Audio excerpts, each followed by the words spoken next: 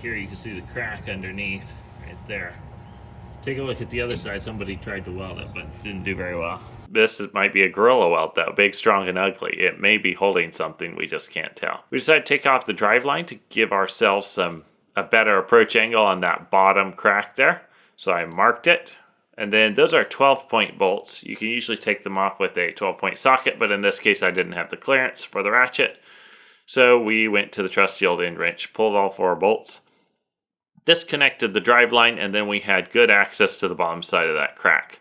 I'm chasing that crack with a die grinder and a belt sander, cleaning up the area, prepping it for a weld. I've got this groove here because I want to be able to fill that in with filler metal and connect both sides of that to the filler metal, both sides of the cast iron housing there. So I would just look for the crack, chase it a little further with the die grinder until I ran out of crack to chase. Now I'm degreasing the area so I don't have an oil fire when I put heat on it. I heated it up to 100 degrees before I started welding. We removed the grease zerk to have a good angle, and I lit up a 70-18 rod.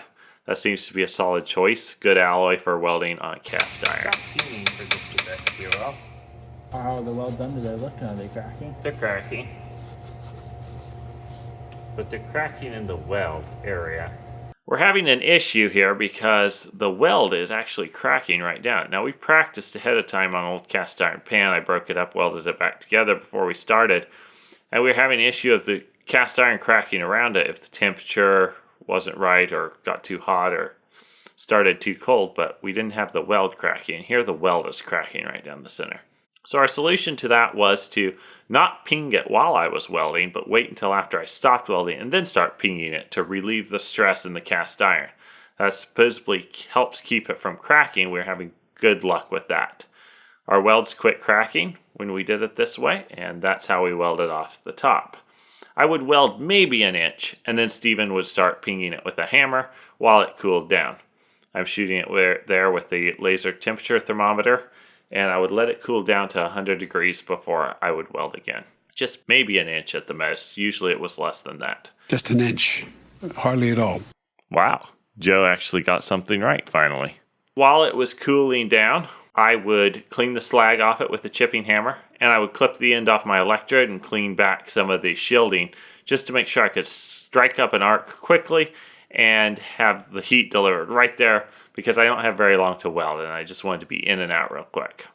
Then we moved on to the bottom, and I'm cleaning out some of those cracked welds so that we have another groove to fill in. This is much harder to clean out the weld than the original cast iron. The cast iron came out quick. The weld is much harder, so it took a while. Then we preheated that to 100 degrees again. And once we had it up to 100 degrees, then I did the same thing on the bottom we've been doing on the top. Just welding, not even an inch probably. And then as soon as I shut down, Stephen would start pinging it to relieve the stress in the metal and keep it from cracking. Stephen tapped a lot.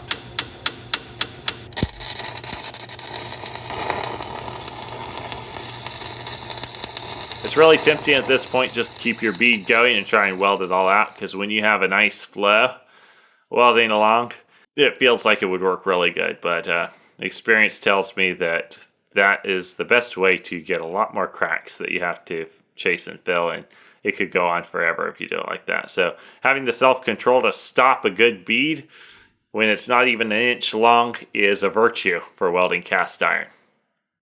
Finishing out the bottom weld right now. And then what we're going to do is weld perpendicular to the crack right across the edge right here, because that's going to be a stress point. So I want the tension to go perpendicular to the crack so that it's harder to crack again. Done? And that's our celebration high five. As you can see right there up on the edge, I was having a little bit of porosity. It seemed like shielding was not as good as it should have been. That's a lot better than it was initially. I just kept grinding it down and adding back, and then I was finally happy with what we got. So we're reinstalling the driveline, put a little bit of thread locker on those 12-point bolts, put them in, reconnected the batteries. We disconnected those before making the weld repair.